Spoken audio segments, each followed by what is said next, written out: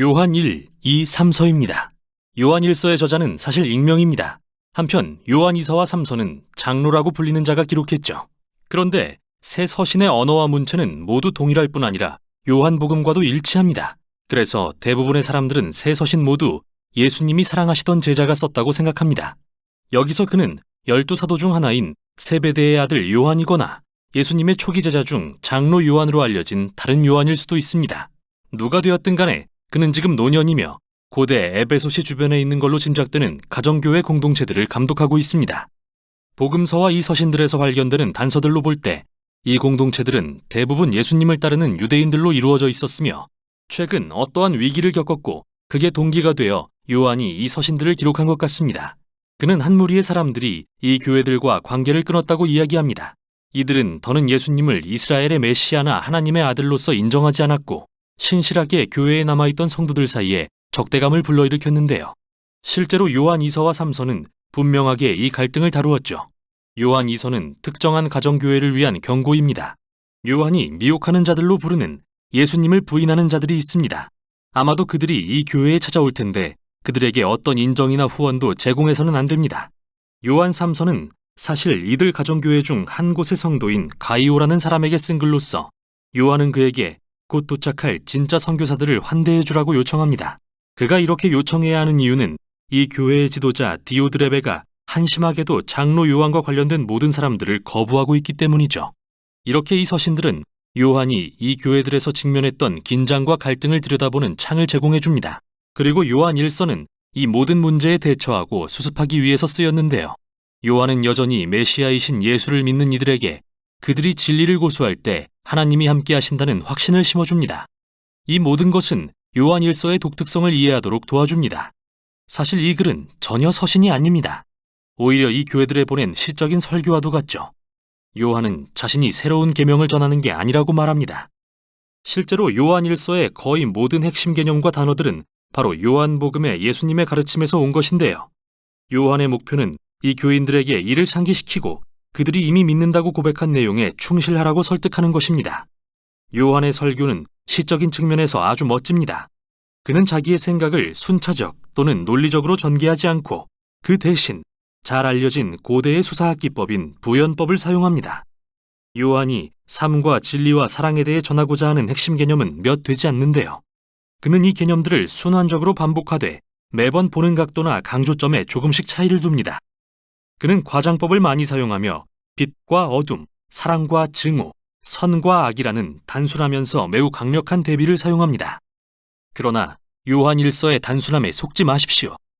이 글은 매우 심오합니다. 요한 1서는 명확한 서론과 결론을 갖고 있습니다. 그리고 그 사이 순환적인 설교의 흐름은 어떠한 엄격한 문학적 구조도 따르지 않습니다. 그러나 두 개의 큰 단락을 볼 수 있는데 각각은 전하는 소식은 이것이니라는 도입절로 구분됩니다.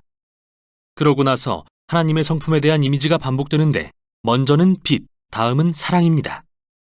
그리고 이 두 단락의 모든 내용은 이 두 개의 핵심 개념으로부터 나와서 거기로 되돌아갑니다. 서론은 요한복음의 도입부와 매우 유사한데요. 창세기 1장과 잠언 8장을 연상시킵니다. 요한은 태초에 하나님과 함께 계셨던 생명의 말씀에 대해 말합니다.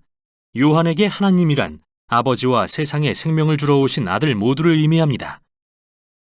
그리고 그 아들을 보고 듣고 만진 사람들을 우리라고 부르는데 이는 예수님을 직접 목격한 요한 자신과 사도들을 가리키는 것입니다. 그리고 지금 우리가 여러분, 즉 예수님을 따르는 다음 세대에게 소식을 전합니다.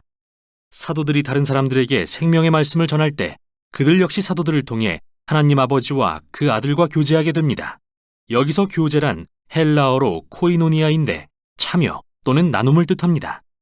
사람들이 사도들을 통해 예수님에 관한 말씀을 들을 때 그 말씀은 그들이 예수님과 참된 관계를 갖고 하나님의 사랑과 생명에 진정으로 참여하도록 해주죠. 이는 곧바로 첫 번째 단락으로 이어집니다. 전하는 소식은 이것이니 하나님은 빛이시라. 사도들은 예수님 안에서 계시되신 하나님을 빛이라고 전합니다. 따라서 예수님을 통해 하나님의 생명에 참여하길 원하는 사람은 계속 빛 가운데 걸어야 합니다. 참 멋진 이미지인데요. 그게 무슨 의미일까요? 요한에게 그것은 예수님의 계명을 지키는 일입니다. 어려운 일이죠. 그러기에 당신이 실패할 때 예수님의 속죄의 죽음이 당신의 죄를 덮어주실 것입니다. 그리고 다시 한번 우리는 일어나 예수님의 가르침에 순종하라고 부름받습니다. 그런데 어떤 가르침을 말이죠? 요한은 교회들에게 예수님이 최후의 만찬에서 제자들에게 주신 오래됐으나 새로운 계명을 상기시킵니다. 그분이 그들을 사랑하신 것 같이 서로 사랑하라는 계명 말이죠. 이를 행하는 것이 빛 가운데 걷는 것입니다. 이제 하나님의 빛이 예수님을 통해 비추고 있다는 것은 세상의 어둠이 사라지고 있다는 의미이며 하나님의 자녀들이 세상을 지배하는 죄와 악과 죽음에 대해 지금 이미 승리했다는 뜻이기도 합니다. 따라서 요한은 교회들에게 세상을 사랑하지 말라고 권면합니다. 그 또한 사라질 테니까요. 그가 여기서 가리키는 것은 구체적으로 교만과 성적 타락인데요. 아마도 이게 그 교회들에서 일어나던 갈등과 연관된 문제인 것 같습니다. 그리고 요한은 교회들에게 예수님이 메시아이심을 부인하고 공동체를 떠난 사람들에 대해 경고합니다. 그는 그들을 메시아의 적대자요, 미혹하는 자라고 부르죠. 반면 그는 여전히 예수님에 대한 진리를 아는 자들이 하나님의 진정한 자녀이며 아버지께 사랑받는다는 것을 확신합니다. 그들은 의를 행하고 서로 사랑함으로써 그들이 하나님의 가족이라는 것을 나타낼 것입니다. 분노와 다툼, 분열을 일으키는 미혹하는 자들과 달리요. 이제 설교의 두 번째 단락으로 넘어갑니다. 사도들이 전하는 소식은 이것이니 하나님은 사랑이시라. 따라서 하나님의 자녀들은 서로 사랑하고 증오를 멀리하며 창세기 4장의 가인과 같이 되지 말라고 요한은 말합니다. 그는 증오에 이끌려 동생을 죽였습니다. 그러나 그리스도인들에게 사랑의 정의는 다른 이들의 행복을 위해 자기 목숨을 희생하는 것이며 그게 바로 예수님이 하신 일입니다. 또 하나님의 자녀들이 그들을 향한 사랑을 신뢰할 때 그 사랑이 그들을 변화시킵니다. 요한은 다시 한번 미혹하는 자들에 대해 경고하면서 이번에는 그들을 거짓 예언자라고 부릅니다. 그들은 예수님이 메시아이심을 부인하면서 자신들이 하나님을 대변한다고 주장합니다. 그러나 요한은 영들을 분별하라고 말합니다. 만일 누가 하나님을 대변한다고 주장하면서 십자가에 달린 하나님의 아들이신 예수님께 주목하지 않는다면 그 사람은 하나님을 대변하는 게 아니라고 말이죠. 하나님의 진정한 자녀들은 모든 삶의 중심을 십자가에 달리시고 부활하신 예수님께 둘 것입니다. 왜냐하면 그곳에서 하나님의 진정한 마음이 드러나기 때문이죠. 십자가 위에서 우리는 하나님의 존재가 완전한 자기 희생의 사랑이심을 봅니다. 또한 그 사랑은 예수님을 따르는 자들이 그와 같은 방식으로 이웃을 사랑하게 만듭니다. 사람들이 이 사랑의 하나님을 만날 때 두려움과 불안은 영원히 사라집니다. 이는 요한이 세상에 대한 승리라고 말하는 것 중에 하나죠. 당신의 가장 심각한 결점과 실패에도 불구하고 하나님이 당신을 뜨겁게 사랑하신다는 것을 깨달을 때 그 사랑은 당신의 삶 전체의 토대가 됩니다. 이 사랑은 십자가에 달리신 예수님을 믿음으로써 옵니다. 또한 하나님이 성령을 통해 예수님에 대해 하시는 증언, 곧 사도들이 예수님에 대해 전하는 소식을 믿음으로써 옵니다. 그리고 하나님의 사랑이 여러분을 붙들 때 영원한 생명이 시작됩니다. 이 생명은 하나님의 임재와 생명 그리고 사랑으로 충만하며 지금부터 시작되어 영원까지 계속될 것입니다.